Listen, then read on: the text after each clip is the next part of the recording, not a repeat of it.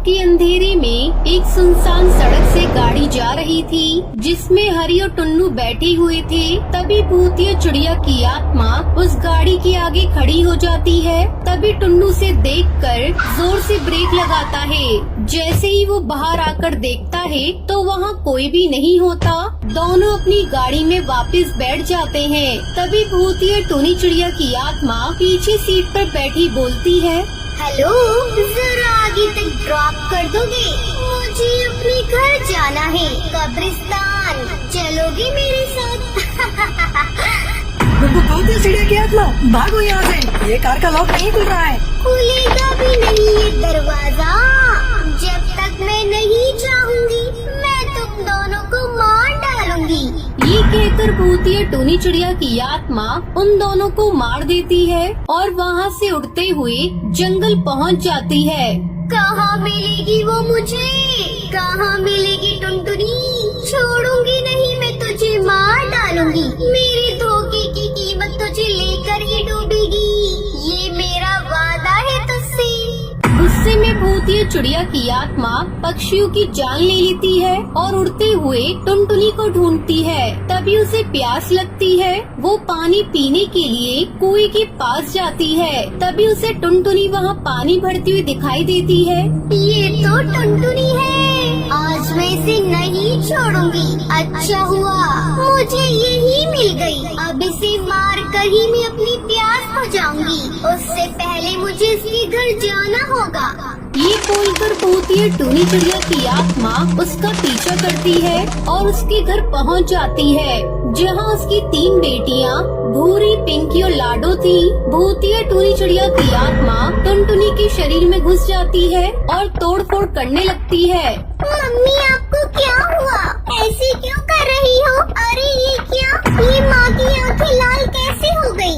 मैं तुम्हें जिंदा नहीं छोड़ूंगी। तुम तीनों की जान ले लूंगी। कोई नहीं बच सकता मुझसे। ये कहकर वो पिंकी पर बर्तनों को फेंक कर वार करती है, लेकिन भूरी चिड़ियों से बचा लेती है। पिंकी, तू ठीक तो है ना? तुझे लगी तो नहीं? पता नहीं, मुझे कुछ ठीक नहीं लग रहा।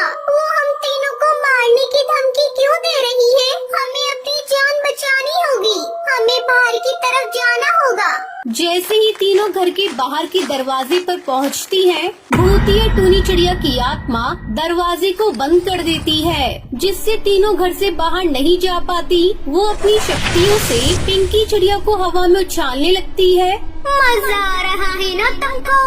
मैं तुझे बॉल की तरह उछाल कर खेल रही हूँ। तो बता, कैसा लग रहा है तुझे? छोड़ दो, मुझे बहुत डर लग रहा है। मुझे छोड़ दो। कौन हो तुम? मेरी मम्मी तो बहुत अच्छी है। वो मुझे कभी कुछ नहीं कर सकती।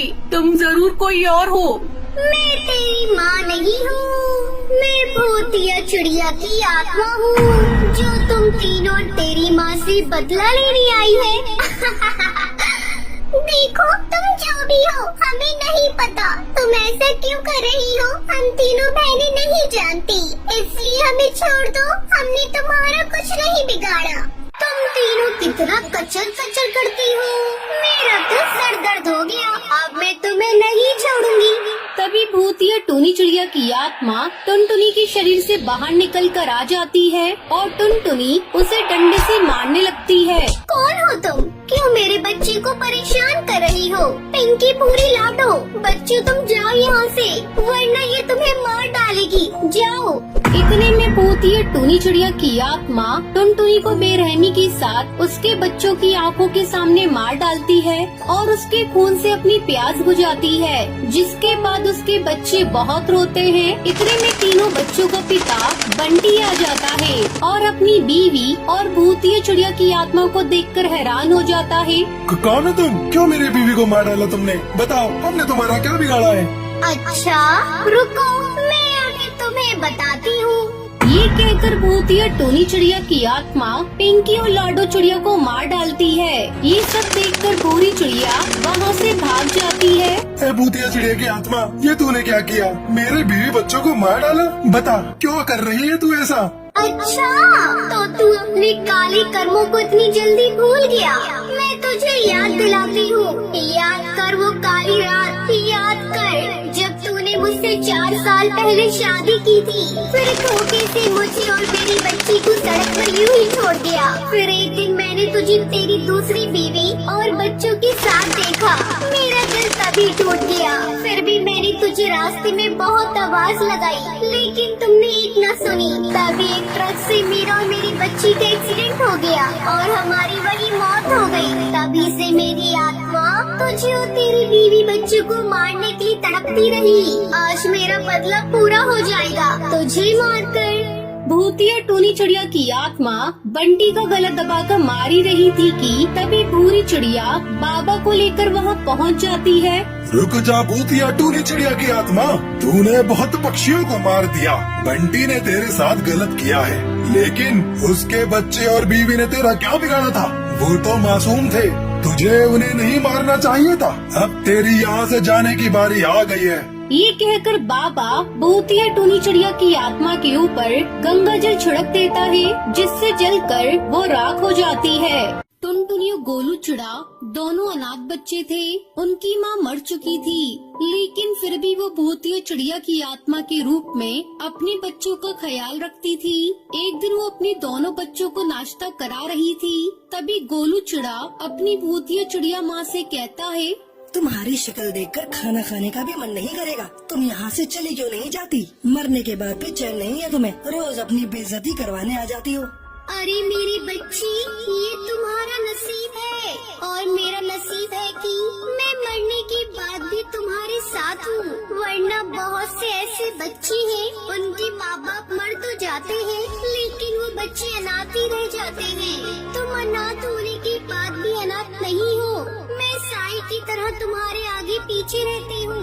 तुम्हें किसी भी चीज की जरूरत होती है तो मैं जरूरत को पूरा करती हूँ। भले ही मरने के बाद मेरा चेहरा, मेरा रूप, मेरा वजूद सब कुछ बदल गया हो, लेकिन मेरी ममता, प्यार वही है। मुझे तुम्हारी बातों का बिल्कुल भी बुरा नहीं लगता। अरे बुरा नहीं लगता तो बुरा लगना चाहिए ना। तुम चली जाओ यहाँ से, हमें जो भी करना है हम अपने आप ही कर लेंगे।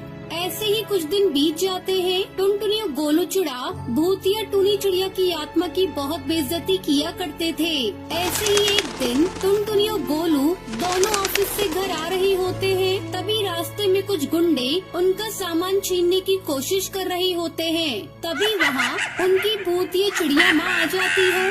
अरे बदमाशों, तुम मेरे बच्चे को नुकसान पहुंचाना चाहते हो। मैं तुम्हें नहीं छोड़ूंगी, मार डालूंगी। ये कहकर भूतिया टूनी चिड़िया की आत्मा उन्हें मारकर वहाँ से भगा देती है। तुम यहाँ भी आ गई। तुम ये साबित करना चाहती हो ना कि हमारा तुम्हारे बिना कुछ भी नहीं हो सकता। हम लाचार हैं।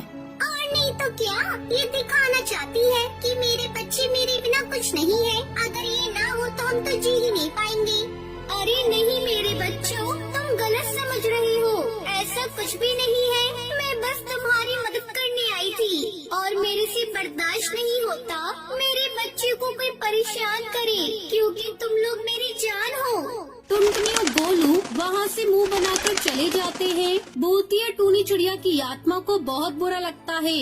उसकी आंखों में आंसू छलक जाते हैं, लेकिन वो अपना दर्द छुपाते हुए वहाँ से अपने बच्चों के साथ घर आती है और उनके लिए खाना बनाती है। ऐसे ही कुछ दिन बीत जाते हैं। एक दिन वो दोनों एक तांत्रिक बाबा के पास जाते हैं। बाबा, हम दोनों भूतिया टूनी चिड़िया की आत्मा से परेशान हैं। हमें उससे पीछा छुड़ाना है। कौन है वो? हमारी मरी हुई माँ जब से मरी है तब से हमें बहुत परेशान कर रखा है। आप कुछ ऐसा कर दो कि वो हमेशा हमेशा के लिए चली जाए। तुम दोनों को परेशान करती है तुम्हारी माँ? हमेशा हम दोनों के आगे पीछे एक साई की तरह घूमती रहती है। खाना बनाना, हमारे कपड़े साफ करना, मतलब जैसे वे जिंदा थी वैसे ही मरने के बाद भी उनका व्यवहार में कोई बदलाव नहीं आया है। बच्चों, ये तुम्हारा नसीब है कि माँ के मरने के बाद भी तुम्हें उनका प्यार मिल रहा है। हमें नहीं चाहिए कोई प्यार, हमें आजादी चाहिए। आप बस इनको हमसे दूर कर दो। सोच लो, अगर मैंने एक बार तुम्हारी माँ को दूर कर दिया तो वह कभी तुम्हारे पास वापस नहीं आ पाएगी। मौका है, सोच लो।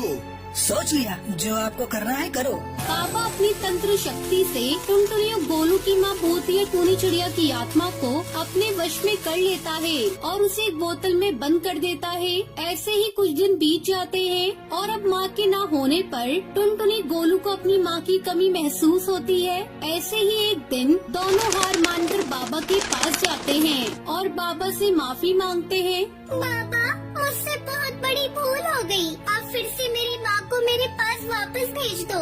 माँ के जाने के बाद ही हमें महसूस हुआ कि माँ की कमी क्या होती है। मैंने तुमसे कहा था ना कि सोच लेना एक बार, क्योंकि एक बार मैंने तुम्हारी माँ को अपने वश में कर लिया तो मैं कभी तुम्हारी माँ को वापस नहीं ला पाऊंगा। और ये तो तुम्हारा नसीब था कि तुमको तुम्हारी माँ का प्यार मिल रहा था, और अब ये तुम्हारी बदनसीबी है कि तुम्हें तुम्हारी माँ कभी नहीं मिलेगी। टुनटुनी चिड़िया और गोलू चिड़ा को अपनी गलती का एहसास हो जाता है और वो रोते हुए वहाँ से चले जाते हैं।